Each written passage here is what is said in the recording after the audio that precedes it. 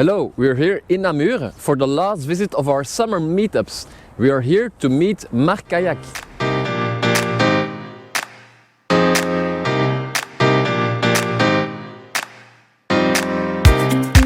Marc, pourquoi un jour tu as commencé à faire ça?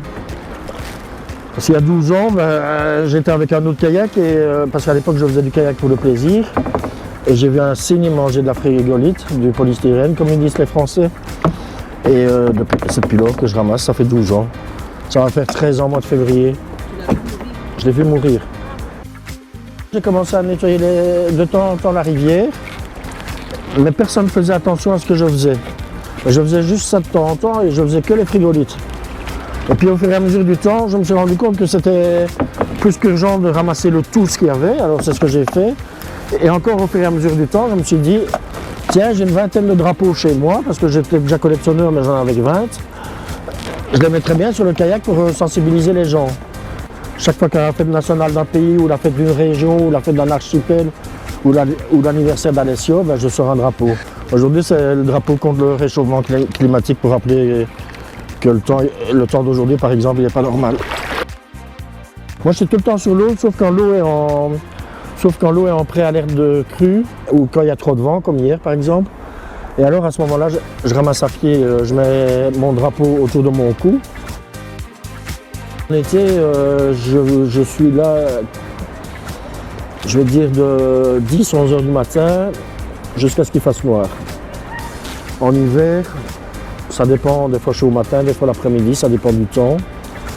Et je reste 2-3 heures sur l'eau. Jusqu'à moins 10 degrés, je suis sur l'eau. Et tout le monde à Namur qui te connaît, est-ce que tu penses que ça fait déjà une différence dans le comportement des gens, par exemple, ou les jeunes? Un avantage, c'est que je cause beaucoup et que je parle avec tout le monde. Donc les gens se sentent un peu amis, copains avec moi et tout. Bonjour, ça va? Impeccable. Il fait bon, hein? Aujourd'hui, je ne suis pas toute seule. Merci. Merci beaucoup, à la prochaine, ça me fait plaisir. Est-ce que tu as déjà vu changer quelque chose dans la ville par rapport au traitement des déchets, etc.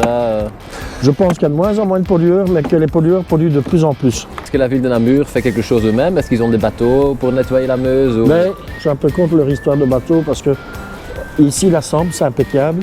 Mais la Meuse, les bords, il y a de l'herbe et tout ça. Donc les bords ne sont pas droits, rien du tout. Et ce qui est dans les fissures et tout ça, tu peux prendre n'importe quel bateau, il ne ramassera jamais. Et il faut la main de l'homme. Et je n'aime pas faire ça, c'est pas gai de faire ça. Mais quand je vois le résultat à la fin de la journée, comme quand on voit la Meuse, là, parce que la Meuse, il n'y a pas un seul plastique sur les bords, rien du tout, ça c'est mon travail.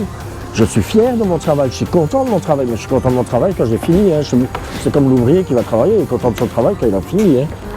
À un niveau mondial, je ne sers strictement à rien du tout. Mais à un niveau communal, je sauve pas mal de bêtes, pas mal de nature et pas mal d'oxygène des enfants qui vont vivre ici plus tard.